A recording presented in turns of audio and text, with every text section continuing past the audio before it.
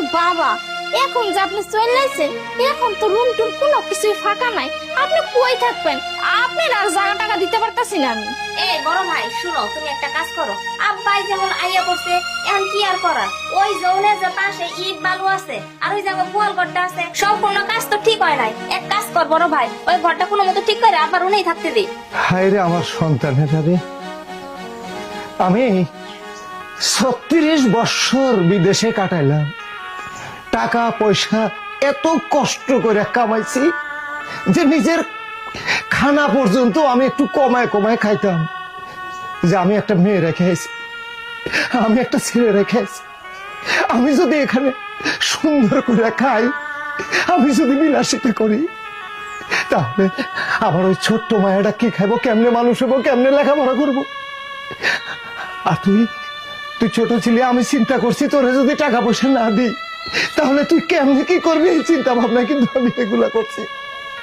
আমি নিজের চিন্তা কখনো একবারও করি নাই রে। আমি টাকা পয়সা কি যে কষ্টে কামাইছি, এটা প্রবাসী যারা থাকে তাকে যদি তুই জিজ্ঞাসা করস না, তাহলে তুই বুঝবি প্রবাসী থেকে টাকা পয়সা ইনকাম করা কত কষ্ট। আজকে যখন আমি এত বছর পরে আমার জীবনের সমস্ত সময়টা নষ্ট করে আমি শুধু এক নজর তোকে একবার আইছি, একটুটুকু জায়গা আমার হইল না। তোরা আমারে কইতাছস কি গোয়াল ঘর দেখায় দিতেছস? বাস বাবা বাবা, বাস বাস, আমি অনেক কিছু পাইছি, আর কিছু দরকার নাই। আমি বুঝে গেছি এত বড় আলিশান বাড়িতে তোগো শ্বশুর শাশুড়ির জায়গা হয়, আমার মেয়ের জামাই শ্বশুর গো জায়গা হয়, অথচ আমার জায়গা হয় না। হ্যাঁ, ঠিক আছে, ঠিক আছে মা, ঠিক আছে বাবা, আমি আমার সমস্ত জীবন যখন আমি কাটায় দিবার পারছি, বাকি জীবনটাও আমি কাটায় দিবার পারো। আমি যাই কামাইছি এই বাড়িতে তোরা সুখে থাক, শান্তিতে থাক।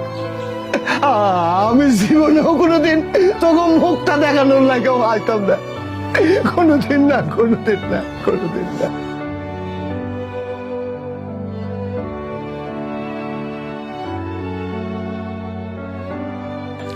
আপা শোনেন, এবারের ভোটটা যেভাবে হোক আঙ্গুরে নিতে হইব, এবারের নির্বাচন আঙ্গুরে জিততে হইব যেমনি হোক। হয়েছে হয়েছে, আমার থেকে কাম বেশি কর, তুই বেশি ফটফট করস, বুঝছস? আরে আসসালামু আলাইকুম। ওয়ালাইকুম সালাম বাবা। বুলবুল কাকা না? কবে ব্রিজ চাইছেন, আমার চিনতে পারেন নাই?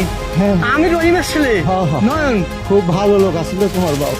কাকা আপনি এইভাবে ঘামা অবস্থায় ব্যাগ টেক নিয়ে বাড়িটার সামনে চিনতে পারেন নাই বাড়ি?